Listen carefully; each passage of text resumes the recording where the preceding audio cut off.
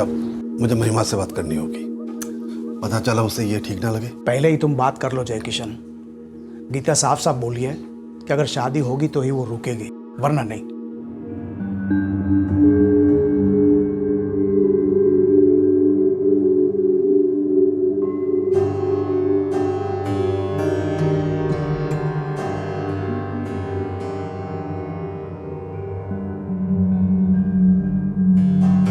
ठीक है, मैं महिमा से अभी बात कर लेता हूँ। महिमा को इस बात में कोई एतराज नहीं होना चाहिए। वैसे भी वो तुम्हें बेटा नहीं दे सकती। गीता जल्दी, आरती शुरू हो गई है। हाँ हाँ बस आई। खुद की भलाई हो, इस इच्छा से दूसरों की बुराई चाहने का सबसे दुखद सत्य ये है कि अक्सर ये इच्छा पूरी भी होती है। पर क्या दूसरों की बर्बादी हमें वाकई में खुशी दे सकती है? हमें एक नई शुरुआत दे सकती है? किराया मालती बहन।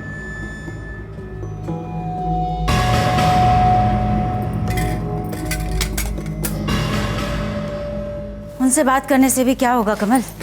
बात ना करने से ही हालत हुई है अपनी टीचरों वाली। अब जो है सो है कमल, कर आके क्या कर सकते हैं? हमारी किस्मत। किस्मत मजबूरी है, मजबूरी बिना बात की मजबूरी साली।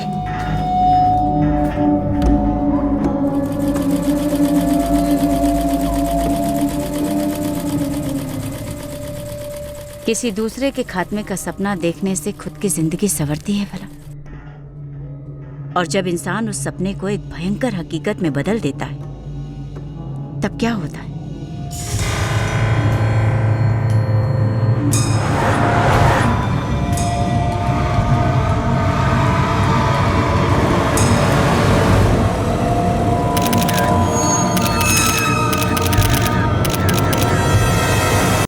सर एक खबर आई है, बुरी खबर। बोलो जगन। सर उम्मीद की जा रही थी कि अजीत वर्मा के बारे में कोई खबर होगी, लेकिन टिप मिली है कि नक्सली हमला होने वाला है।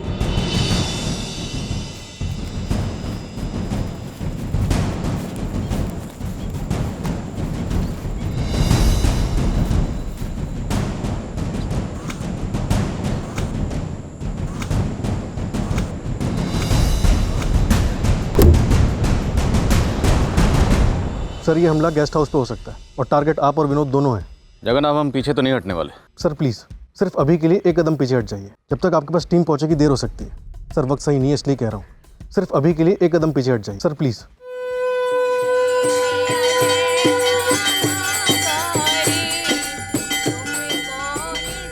कोई अपने स्वार्थ को एक जायज इच्छा समझ बैठा था। किसी और की बर्बादी चाहने में अपना फायदा देख चुका था। और जो बर्बादी चाही थी वो अचानक से आई जरूर, वह भी एक ऐसे भयंकर रूप में जो कल्पना के परे थी।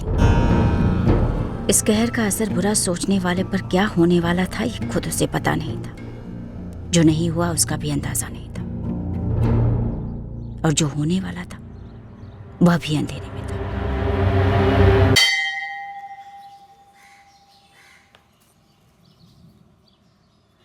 मोहित बेटा, तेरे जयकिशन दादा और गीता दादी कहीं बाहर गए हुए क्या?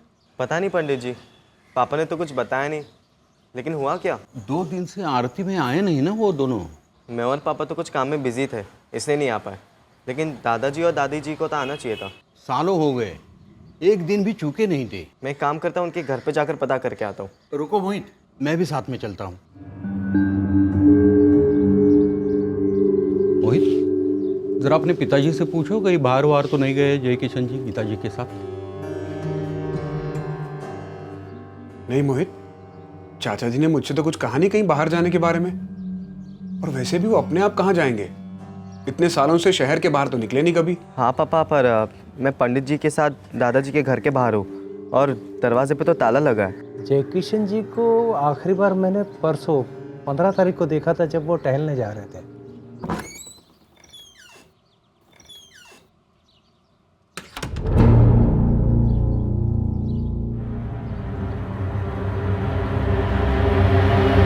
ऐसे कैसे बिना बताए कहीं चले गए?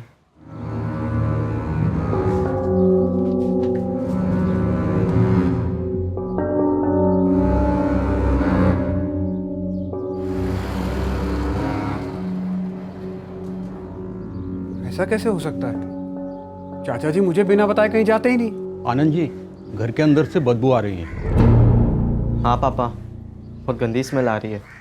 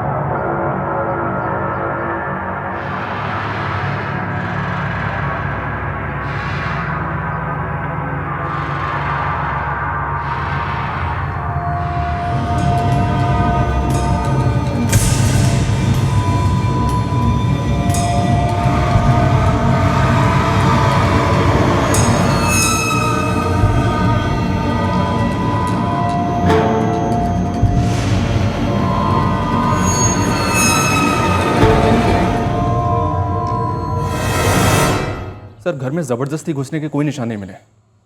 बाहर जो ताला लगा था वो घर का ही है। हर रोज आरती पर जाने से पहले यही ताला लगा कर जाते थे दोनों। ये ताला कातिल नहीं लगाया होगा। और सर, लूट वूट के भी कोई निशान दिख तो नहीं रहे। वैसे सर, देखने से कोई अमीर दंपति नहीं लग रहे हैं। बेडरूम में सिर्फ एक अलमारी है। सारे का चेक करिए उसे।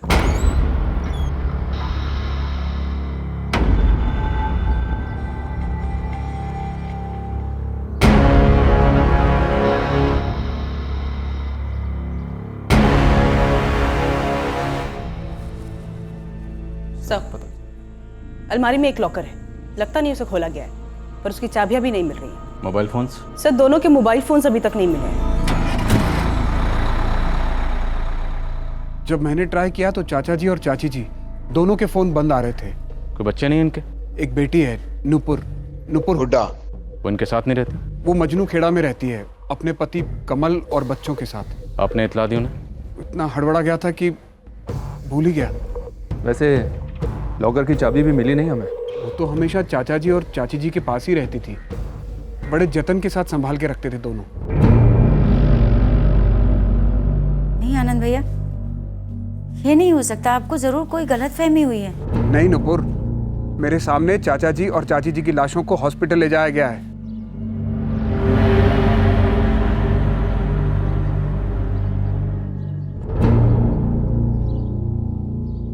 इतना बड़ा लॉकर, मिडिल क्लास घर में, ऐसा क्या रखा होगा इस लॉकर में? सर, फॉरेंसिक से पूरा घर स्कैन करवाते हैं, उन्हीं से लॉकर खुलवाते हैं। सर, किचन में चकले पे एक पराठा बेल के रखा गया है। बगल में प्लेट में एक पराठा बना हुआ रखा है। हॉल में एक जूठी प्लेट रखी गई है जिसमें शायद पराठा खाया गया है। उसके बगल में एक जूठी कप भी है जिसमें शायद चाय पी गई है। और सर, गीता जी के हाथ में आटा लगा हुआ था और गेट पे जबरदस्ती घुसने के कोई निशान भी नहीं है।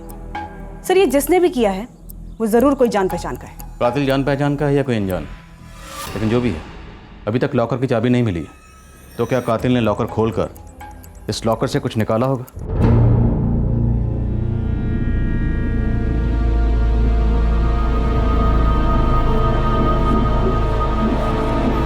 डॉक्टर, क्या आपको बॉडीज पर कोई उंगली के निशान मिले? वैसे क्राइम सीन से फॉरेंसिक टीम ने फिंगरप्रिंट्स कलेक्ट किए हैं।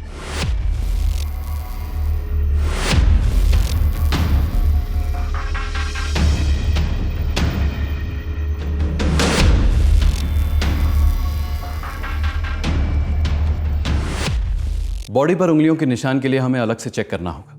कातिल के साथ संघर्ष के कोई निशान? बिल्कुल नहीं। कातिल एक तो जान पहचान का रहा होगा और इन दोनों के मुकाबले मजबूत भी रहा होगा। इन दोनों को तो भनक भी नहीं लगी होगी कि मौत इनके करीब है। सर, अगर कोई ये कर सकता है तो वो सिर्फ और सिर्फ नुपुर है। क्या कृष्ण जी की सगी बेटी? पर गीता चाची की सौतेली। तो क्या कत्ल करने जितनी अनबन थी? थी सर, बिल्कुल थी। मैंने बाकी पड़ोसियों से भी बात की थी, लेकिन किसी ने भी 15 सितंबर दोपहर को जय किशन जी के घर जाते या वहाँ से आते हुए किसी को नहीं देखा। पर नंदलाल जी, कोई तो घर के अंदर गया और घर से निकला भी, वो भी ताला लगाकर। किसी का ध्यान नहीं गया होगा। वैसे भी किसी को पहले से थोड़ी मालूम नहीं होगा कि कोई आके इतना बड़ा हत्याकांड करके जाएगा। ये बेटी नुपुर और भतीजा आनंद, इन लोगों का घर पे ज्यादा आना जाना नहीं होता था। उनके ध्यान में क्यों नहीं आई ये बात? आनंद का तो लगभग रोज ही आना जाना होता था, लेकिन अजीब बात यह है कि उन्हीं 2 दिन जिस दिन कांड हुआ था वो नहीं आया। और नूपुर के बारे में तो हमें कुछ ज़्यादा पता नहीं। अच्छा, इन्होंने अपने घर में काम करने के लिए किसी को तो रखा होगा, कोई तो आता जाता होगा। मैडम, आप जैकी चंद जी को नहीं जानती, मतलब अपने घर का सारा काम वो खुद ही करते थे। और उनकी पत्नी गीता, वो तो किसी काम में कम नहीं थी, अपने घर का सारा काम खुद करती थी।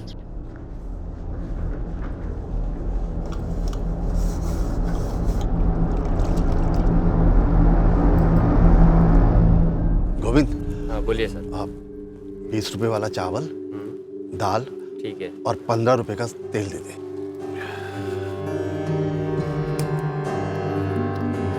ये लो। तो क्या बताया आनंद, क्यों मरवाया नूपुर ने अपने पिता और सौतेली माँ को? प्रॉपर्टी के लिए सर, अपने पिता की प्रॉपर्टी जो मेरे जयकिशन चाचा नूपुर के नाम कभी नहीं करते। प्रॉपर्टी? उस पुराने घर के लिए नूपुर ने 2 मर्डर करवाए? नहीं सर, वो घर नहीं। आनंद ने बताया कि जयकिशन जी की और भी कई प्रॉपर्टीज हैं। ये आनंद खुद उन सभी जगहों से किराए इकट्ठे करता था और जयकिशन जी को देता था। एक तरीके से जयकिशन जी का खजांची है ये आनंद। ये आनंद जयकिशन जी का भतीजा है ना? जी हाँ सर, बड़े भाई का बेटा, जिनकी डेथ हो चुकी है। और ये गीता जी नूपुर की सौतेली माँ थी। सौतेली माँ भी तो माँ ही होती है ना सर। आपके पति आपके साथ नहीं आए? कमल हुड्डा? मेरे पति टेम्पो चलाते हैं, चंडीगढ़ गए डिलीवरी पर। क्या बोल रहे नूपुर, कब हुआ ये? अभी अभी आनंद भैया का फ़ोन आया था, कब हुआ कैसे हुआ उन्हें भी ठीक से नहीं पता। अच्छा, तू एक काम कर, जल्दी से जल्दी पहुंच वहाँ पे। हाँ, मेरे पति कल सुबह तक यहाँ पहुँच जाएंगे सर। आप लोगों को पता चला ये सब किसने किया? कुछ चीज़ें पता चली, जैसे कि कातिल जो भी होगा पहचान का ही रहा होगा। शायद बेल बजाकर घर में दाखिल हुआ होगा और उसके लिए दरवाज़ा खोला गया, फिर चाय बनी, पराठे बने जो आपकी सौतेली माँ गीता दहिया ने अपने हाथों से बनाए। कातिल ने चाय पी, पराठे खाए और फिर आपके पिताजी जयकिशन और आपकी सौतेली माँ गीता दोनों का गला दबाकर दोनों को मार डाला और फिर उन दोनों के फ़ोन लेकर बाहर के दरवाजे पर ताला लगाकर चुपचाप वहाँ से चला गया। आपके घर में एक लॉकर है, आपको तो पता ही होगा। उस लॉकर की चाबी हमें नहीं मिली, हम उस लॉकर को खुलवा रहे हैं। और इतना तो तय है, ये दोनों कत्ल सिर्फ 2 मोबाइल फ़ोन के लिए नहीं हुए। कातिल जो भी था आपके माँ बाप की पहचान करा होगा। पहचान का? पर कौन? नूपुर जी, हमने सुना है कि आपके पिताजी की काफ़ी प्रॉपर्टीज़ हैं। हाँ तो कितनी होंगी?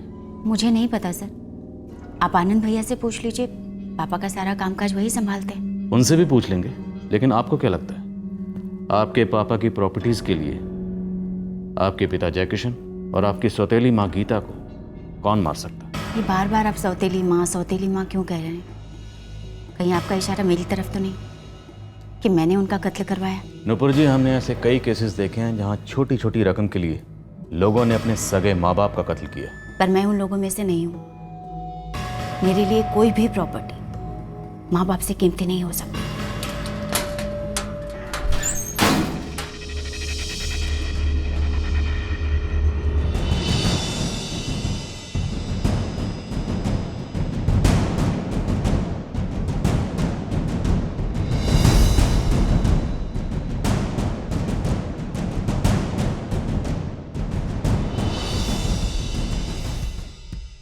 दो करोड़ पक्का? 2 बार गिने गए हैं सर, हमने वीडियो रिकॉर्डिंग भी की है। एग्जैक्ट अमाउंट है 2,45,00,000। और लॉकर तोड़ने की कोशिश नहीं की गई? जी नहीं सर, कोई निशान नहीं मिले हैं। अगर लॉकर खोला गया होगा तो पक्का चाबी का इस्तेमाल किया गया होगा। अगर लॉकर खोला गया तो लॉकर में इतनी ज्यादा रकम थी, कातिल अपने साथ क्यों नहीं लेकर गए?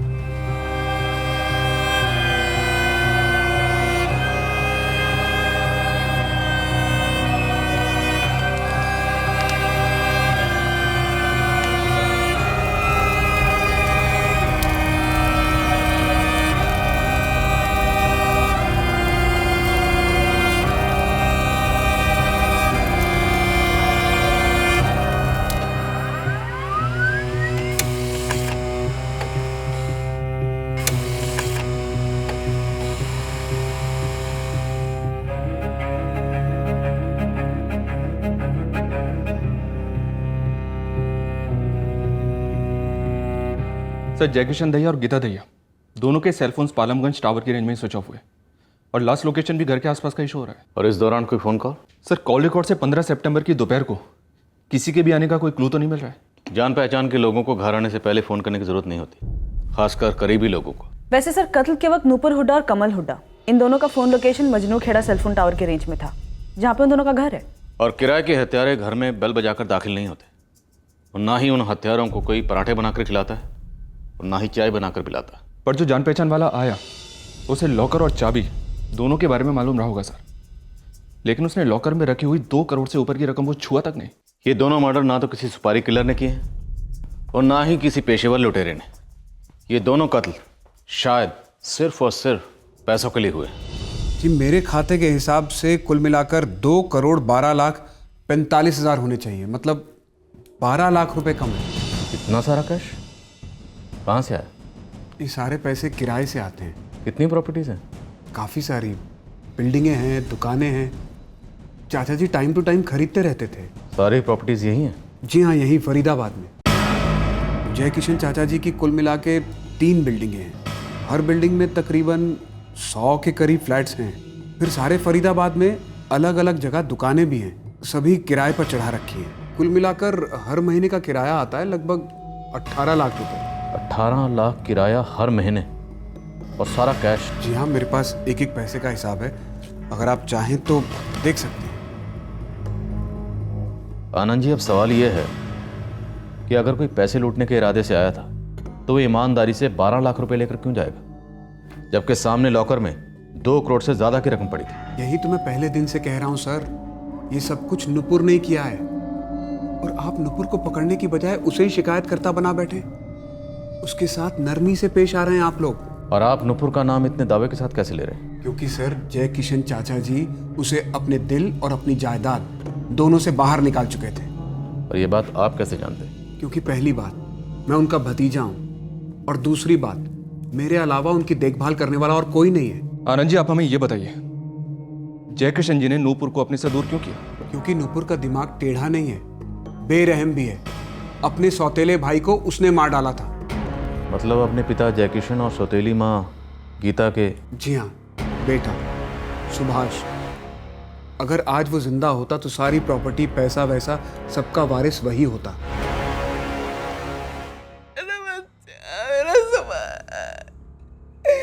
किसकी नजर लग गई मेरे बच्चे को? मेरा बच्चा क्यों छोड़ के चला गया? बच्चा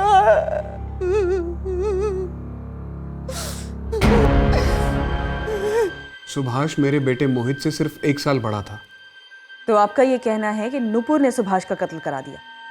फिर तो पुलिस में शिकायत दर्ज कराई गई होगी। आज तक कौन सी पुलिस जादू टोना साबित कर पाई है मैडम, लेकिन होता तो है ना। नूपुर ने ही सुभाष को नशीली दवाओं का आदी बनाया। नूपुर ने ही सुभाष को मौत की तरफ धकेला, लेकिन दिखा ऐसा कि नशीली दवाओं की लत की वजह से जान चली गई सुभाष की। मतलब आपके पास इस बात का कोई सबूत नहीं है कि सुभाष का कत्ल हुआ? ये सिर्फ आपकी सोच है कि नूपुर ने उसे मार दिया? यही सच है सर। सुभाष को हटाने के बाद भी जब नूपुर को लगा कि उसका सगा बाप उसे एक दमड़ी नहीं देगा, तब उसने अपने बाप और सौतेली माँ दोनों का सफाया करवा दिया। दरअसल साहब, ये गीता नूपुर से बहुत डरती थी। जादू टोने वाली बात तो आपने सुनी ही होगी। अरे ये सब कई सुनी बातें हैं, पर साहब ये मानना मुश्किल लगता था कि नूपुर ने अपने भाई सुभाष को मार डाला। अंतिम संस्कार के वक्त हमारे आदमी नजर रखे हुए थे, लेकिन गीता जी की फैमिली में से कोई भी शरीक होता हुआ नहीं दिखा। कहाँ से थे वो? पता नहीं, लेकिन हमने कभी उनके रिश्तेदारों को ना कभी देखा, ना कभी उनके बारे में सुना। पर आपने ये तो सुना होगा ना, महिमा भाभी यानी कि नूपुर की माँ जय किशन भाई साहब की पहली पत्नी, वो जब जिंदा थी तभी जय किशन भाई साहब ने गीता से शादी की थी। अरे वो पुरानी बात है, 19-20 साल पहले की बात है। ये जय किशन जी के पास करोड़ों की प्रॉपर्टी आई कहाँ से? और उसकी तुलना में वो यहाँ खुद इतनी खस्ता हालत में रहते थे। तो तकदीर की बात है। जय किशन जी इतने पढ़े लिखे भी नहीं थे और दिहाड़ी मजदूर थे। क्या? उनके पिताजी की जमीन थी पर सारी बंजर। पर गीता के आने के बाद समझो हरी भरी हो गई थी। जी यहाँ जब फरीदाबाद के इस इलाके में डेवलपमेंट का काम शुरू हुआ तब चाचा जी की यहाँ पर काफ़ी ज़मीनें थी। ज़मीनें एकदम से सोने के भाव की हो गई। कुछ तो उन्होंने बेच दी, कुछ पर बिल्डिंगें बनवाई। किस्मत ही पलट गई उनकी। आपके चाचा जयकिशन जी ने पहली पत्नी महिमा जी के होते हुए दूसरी शादी की गीता जी से माजरा क्या था? और दूसरी शादी की वजह से परिवार में किसी किस्म की कोई टेंशन नहीं हुई? सर उस वक्त मैं बहुत छोटा था, इतना करीब भी नहीं था चाचा जी के, इसलिए मुझे कुछ ज़्यादा पता नहीं। लेकिन नुपुर के बर्ताव से तो यही जाहिर है कि ज़बरदस्त रंजिश रही होगी, इसीलिए तो उसने पहले सुभाष को मार दिया और अब चाचा चाची को।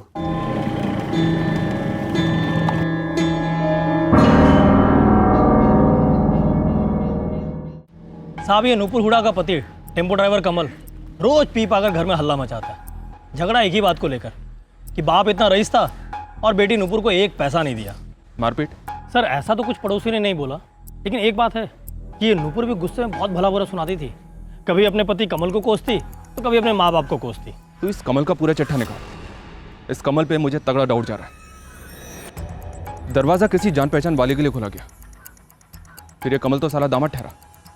ऊपर से अक्सर परिवार वाले फ़ोन करके घर नहीं आते। ये भी साला ऐसे धमक गया होगा बिना फ़ोन किए 15 सितंबर की दोपहर को। सुभाष की मौत ज़्यादा ड्रग लेने की वजह से हुई थी सर। डॉक्टर के सर्टिफिकेट में भी यही लिखा हुआ है। दरअसल सर हम सब उसे कुछ ज़्यादा ही लाड करते थे, आप ये कह सकते हैं कि हद से ज़्यादा, इसीलिए बिगड़ गया था। पढ़ाई वढ़ाई छोड़कर बुरी संगत में पड़ गया था। सुभाष, सुभाष उठ बेटा।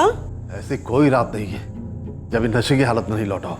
कब घर आया कब सोया कुछ पता ही नहीं चला, एक रोटी तक नहीं खाई बेचारे ने। हम सब ने उसके नशे की लत छुड़वाने की बहुत कोशिश की सर। मैं तो उसे नशा मुक्ति केंद्र भी ले गई थी। हम भर्ती कराते वो भाग आता। आपके पापा जयकिशन दहिया ने आपकी माँ महिमा दहिया के जीते जी दूसरी शादी की गीता दहिया जी से। सर मेरी माँ लंबे अरसे से बीमार रहा करती थी और पापा की दूसरी शादी के बाद वो चल बसी। और जय किशन जी की दूसरी शादी से काफ़ी तकलीफ हुई होगी आपकी माँ को, और आपको भी। नेचुरल है, तकलीफ तो हुई होगी। मैम आप मुझ पर फिर से उंगली उठाने की कोशिश कर रही हैं। आपके पापा जयकिशन दहिया आपको अपनी प्रॉपर्टी में से कुछ नहीं देना चाहते थे, सच है? और आपके पापा अपने बेटे सुभाष की मौत का कारण आपको मानते हैं, और आपकी सौतेली माँ गीता जी भी। जब मैं 12 साल की थी उस समय माँ काफ़ी बीमार रहा करती थी और पापा को वारिस चाहिए था, एक बेटा जो सभी को चाहिए होता है।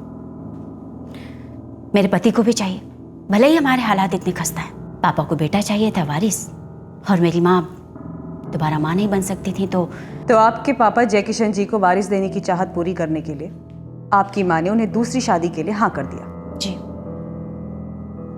माँ ने खुद पापा से कहा था कि वो दूसरी शादी कर ले। और लड़की भी आपकी माँ ही ढूंढ के लाई थी? मेरे पापा के बड़े भाई सुरेंद्र दहिया यानी कि आनंद भैया के पापा, वो लेकर आए थे गीता जी को, मेरी सौतेली माँ।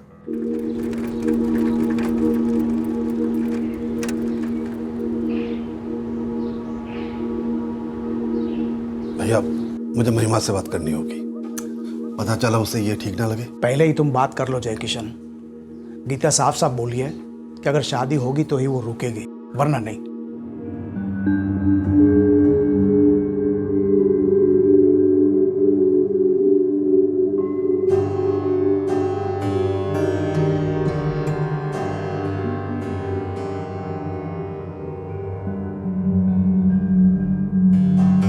ठीक है, मैं महिमा से अभी बात कर लेता हूँ। महिमा को इस बात में कोई एतराज नहीं होना चाहिए। वैसे भी वो तुम्हें बेटा नहीं दे सकती। मेरी माँ ने ही रजामंदी दी थी। मैं भी अपने पापा की शादी में मौजूद थी अपनी माँ के साथ। यहाँ पास के मंदिर में ही शादी हुई थी सर। लोगों ने आपको बहुत कुछ कहा होगा सर कि शादी के बाद ऐसा हुआ वैसा हुआ, पर सच तो ये है कि मैंने और मेरी माँ ने दोनों ने गीता जी को अपनाया था। और जब सुभाष हुआ, सुभाष को भी सगा सौतेला जो भी कहे आप, दिल से अपनाया था सर। पर गीता जी आपको अपने बेटे सुभाष का कातिल समझती थी, ये सच है या अफवाह? बदनसीबी से इस अफवाह को गीता जी सच मान बैठे थे सर। क्यों?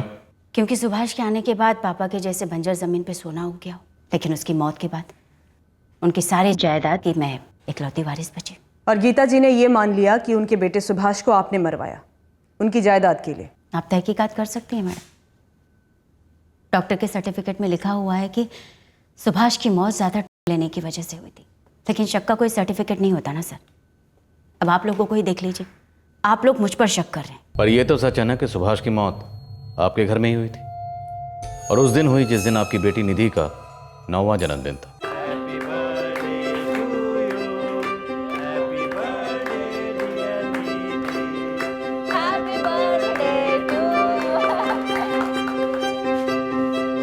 भाभी लो। सुभाष कहाँ गया? सुभाष भाई अभी यहीं पर ही तो थे। वही तो। सुभाष। अरे फिर से वही तलब तो नहीं लग गई? कमल यार कुछ भी बोलते हो तुम। सुभाष, ए सुभाष, सुभाष, सुभाष, सुभाष, सुभाष बेटा, सुभाष, ए सुभाष, सुभाष बेटा, ए सुभाष, सुभाष बेटा। सुबह उस दिन भी वो सबसे छुपकर नशा करने गया था। उसकी मौत का मुझे आज भी बहुत दुख है। सर, जब मेरी कमल से शादी हुई थी तो सुभाष केवल 6 साल का था। मैंने उसे बच्चे जैसा प्यार किया। और आपकी माँ, असली माँ? वो भी सुभाष को बहुत लाड करते थे मैडम। और तब तो मेरे पापा इतने अमीर भी नहीं थे। आपको क्या लगता है मैडम, तब से मैं जादू टोना कर रही थी सुभाष पर, या तब से उसे नशे की आदत डाल रही थी? पर आपके पापा भी तो यही मानते थे कि सुभाष को आपने मरवाया। उनको मेरे खिलाफ भड़काया गया था सर। हाँ, मेरी अक्सर पापा से कहा सुनी हो जाती थी, क्योंकि उन्होंने अपनी दौलत, अपनी जायदाद से आपको कुछ नहीं दिया। सिर्फ इसलिए नहीं सर, बल्कि इसलिए कि उस दौलत का इस्तेमाल उन्होंने खुद के लिए भी नहीं किया। इतना सब कुछ होने के बावजूद फटीचरों जैसे हालत में रहते थे और हम सबको रखा था। देख नुपुर, जो भी है मेरा है। मैं किसे क्या दूं क्या ना दूं, इसमें मैं किसी का दखल बर्दाश्त नहीं करूंगा। ठीक है पापा, कम से कम खुद को तो दे दीजिए वो सुख सुविधा जो हर करोड़पति इंसान खुद को देता, अपने घर वालों को देता है।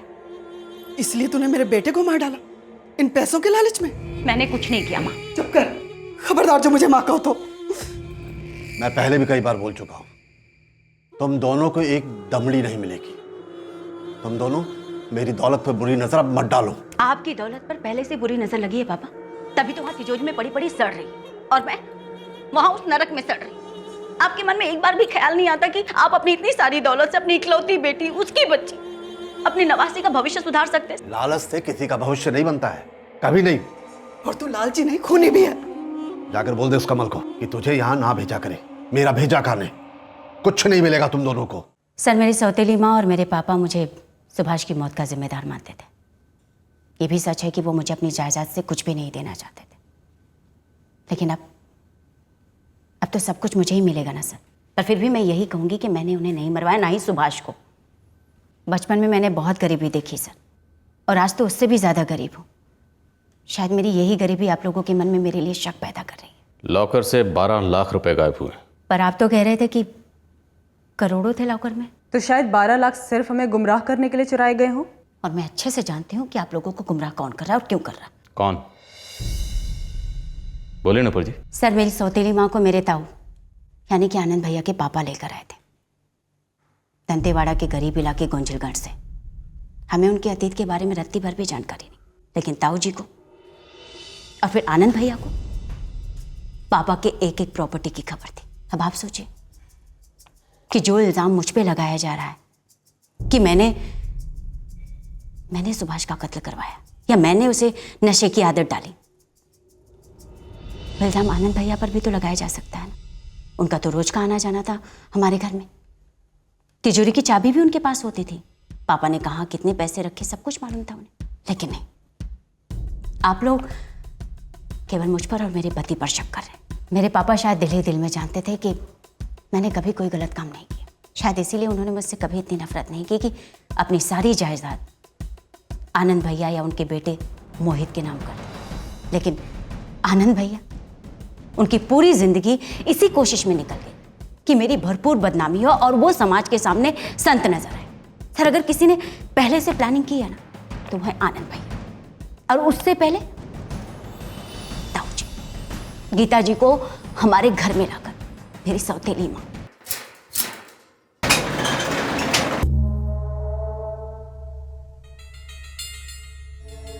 जा मोहित, ये जमा करा दे। जी पापा। चाय।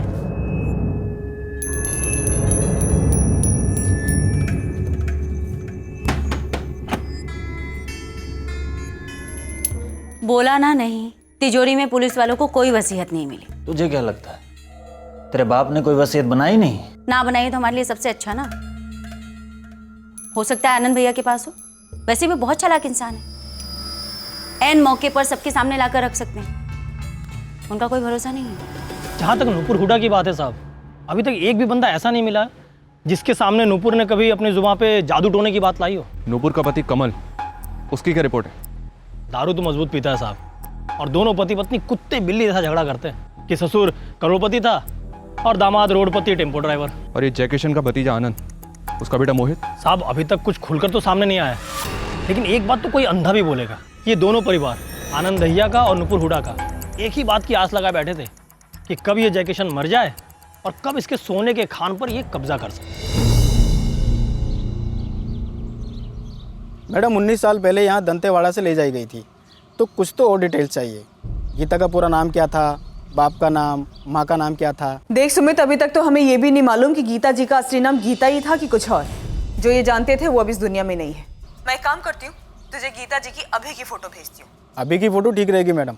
लगता है नुपुर ने आप लोगों पर भी जादू टोने की छड़ी घुमा दी, मुझ पर झूठा इल्जाम लगा दिया। हमें पता चला है कि तुम जय किशन जी की प्रॉपर्टी पर बराबर नजर रखे हुए थे। सर, नजर रखने और बुरी नजर रखने में जमीन आसमान का फर्क होता है। नजर तो मैंने ही रखी थी, इतने सालों से ईमानदारी से वफादारी से चाचा जी के सारे काम करता था मैं। तो जाहिर सी बात है कि उनके जाने के बाद वो सब कुछ मेरे नाम छोड़ जाते। सारे की सारी प्रॉपर्टी?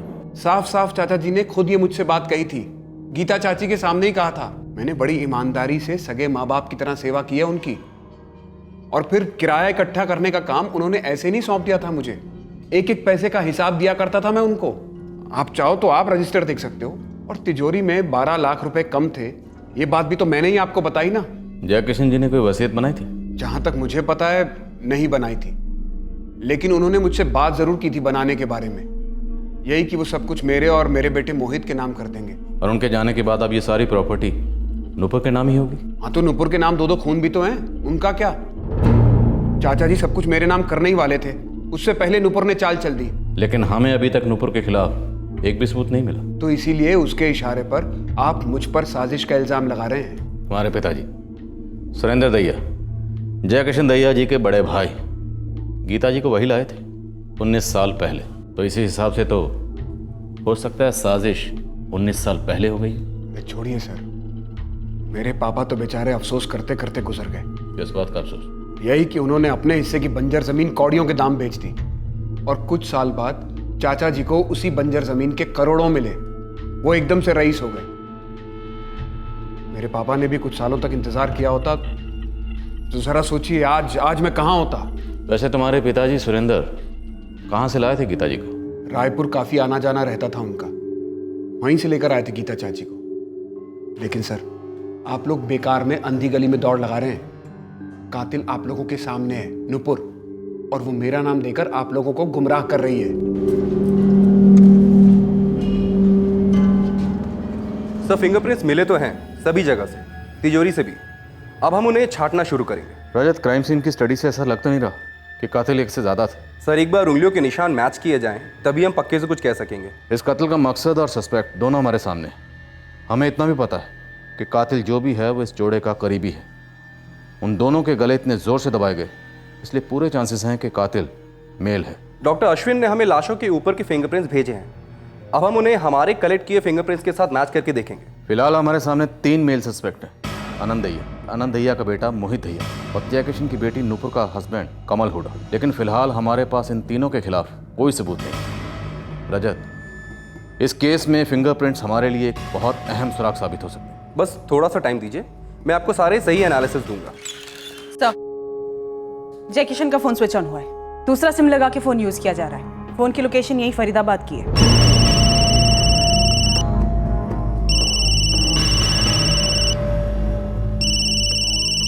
हेलो, कौन बोल रहा है? अरे तुम कौन बोल रहे हो भाई? पालमगंज पुलिस थाने से सब इंस्पेक्टर विनोद अग्रवाल बोल रहा हूँ। जी, मेरा नाम घनश्याम साहू है। एड्रेस बोलो। साहब, यही दोनों फोन मिले थे मुझे। इन दोनों फोन्स के बारे में कई सारी बातें करनी है तुझसे, जो कि फोन पर नहीं हो सकती थी, सिर्फ हमारे लॉकअप में हो सकती है। लेकिन साहब, इन फोन के बारे में आपको क्या बात करनी है? ये तो मुझे अचानक से मिले थे। कहाँ मिले? लाशों के बगल में, दोनों का गला घोटने के बाद। क्या साहब? शिवराम, वो तो जय किशन का पड़ोसी है ना, मेरी तो बात भी हुई थी उससे। पर इस एंगल के बारे में नहीं बताया होगा उसने। कौन सा एंगल रमेश? इस एंगल के बारे में ना तो आपसे आनंद दहिया ने बात की होगी और ना ही नुपुर हुडा ने, कि ये जय किशन और गीता दहिया एक लड़का गोद लेने के बारे में सोच रहे थे। साहब अभी मैं यूं ही नंदलाल और पंडित मिश्रा से बात कर रहा था, तभी मुझे लगा कि लड़का गोद लेने वाली बात मुझे आपको बतानी चाहिए। कहीं बात चली थी, कोई कागज पत्री हुई हो? आपको ये बात कब पता चली? तकरीबन 1 महीना पहले। सब कुछ है, पर छोड़ जाने के लिए वारिस थे। हाँ, और जो था वो बेवक्त। लेकिन जय किशन, तेरी तो सगी बेटी है, नवासी है। वो सिर्फ नाम के वास्ते अपने हैं। ये सभी इसी इंतजार में बैठे हैं कि कब मैं ऊपर चला जाऊं या सारा इन सब के नाम कर दूं। उन्हें मेरी और गीता की कहां पड़ी है? गीता भाभी जी, क्या वो भी इस गोद लेने वाले फैसले में शामिल है? ये सुझाव गीता की तरफ से ही आया है। जय किशन ने मुझे कोई नाम तो नहीं बताया था, लेकिन मुझे ऐसा लगा कि कोई फैसला ले लिया गया है। लेकिन किसे गोद लिया या लेने वाले थे, ये उन्होंने मुझे नहीं बताया। ये गोद लेने वाली बात नुपुर और आनंद को मालूम थी? नुपुर का तो मैं बता नहीं सकता साहब, लेकिन आनंद को यह बात 100% पता होनी चाहिए।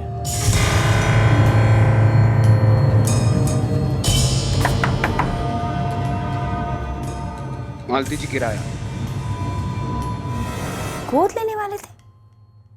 नहीं तो मुझे ये बात नहीं बताई पापा ने कभी। आपको किसने बताई सर? जिसने बताया नुपुर जी, पर ऐसा क्यों है कि आपके पापा ने ये बात आपको नहीं बताई बल्कि किसी और को बताई? ये सरासर मनगढ़ंत कहानी है सर। अगर आपको आनंद भैया ने बात बताई तो वो झूठ बोल रहे हैं। मेरे पापा मुझसे पूछे बिना इतना बड़ा फैसला ले ही नहीं सकते थे। पर हो सकता है ये फैसला लिया गया हो नुपुर जी, आपके पापा ने उनकी बात मान ली हो। हाँ, ये मुमकिन है, और मुझे पूरा यकीन भी है कि आनंद भैया ने ज़रूर कोई पट्टी पढ़ाई होगी पापा को, या फिर गीता जी ने। वैसे भी वो दोनों पापा को और मुझे अलग करने पे तुले हुए थे। साहब मैं ईमानदारी से टैक्सी चलाता हूँ, कभी कोई गलत काम नहीं किया मैंने। उस दिन मैं वो नेहरू सर्कल के पास शौचालय गया था, वहीं पर दोनों फ़ोन मिले मुझे साहब।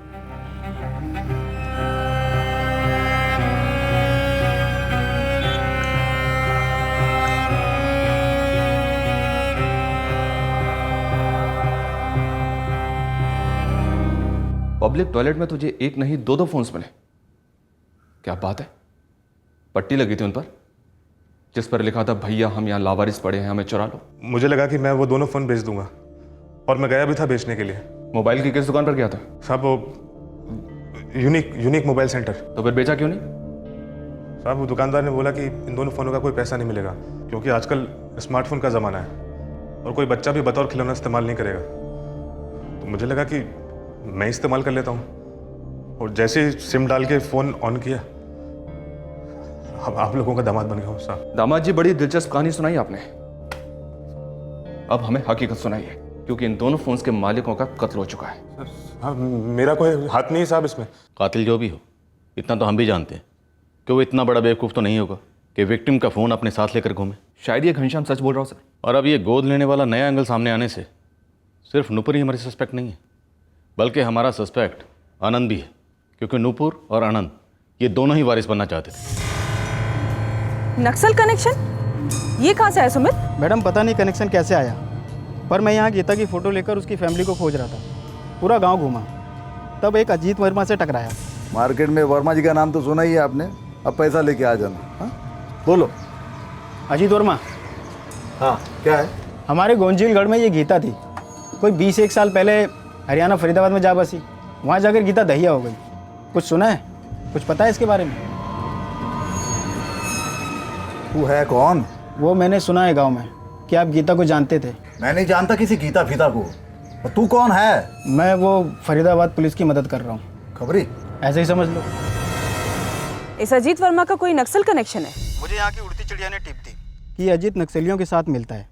जब से मुझसे बात की, इसने अपनी दुकान बंद कर दी और अपनी बीवी को लेके हवा हो गया। इस अजीत वर्मा का कोई नंबर है? हाँ, पर बंद जा रहा है। फिर भी भेज मुझे।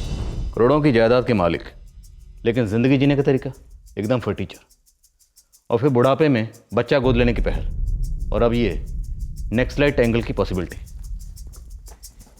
ये डबल मर्डर केस असल में है क्या? एक चक्रव्यूह जैसा बन गया सर। आनंद ने हमें भेजा नूपुर के पीछे और नूपुर ने पलटवार किया और आनंद को ही संदिग्ध बना दिया।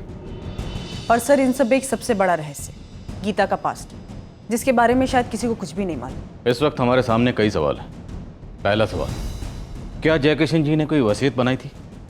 क्या कोई बच्चा वाकई अडॉप्ट किया गया था, या फिर आनंद और नूपुर ने मिलकर कोई साजिश रची और उस साजिश का गीता जी को पता था? या फिर ये सारी साजिश गीता जी ने रची लेकिन उनकी पीठ पीछे एक और साजिश रची गई जिसके तहत गीता जी को रास्ते से हटा दिया गया?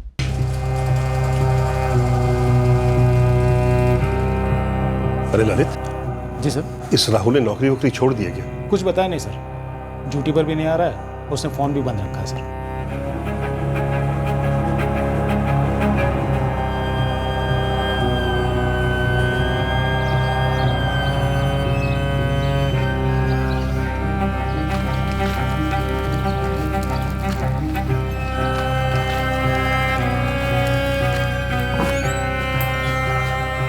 नुपुर, तुम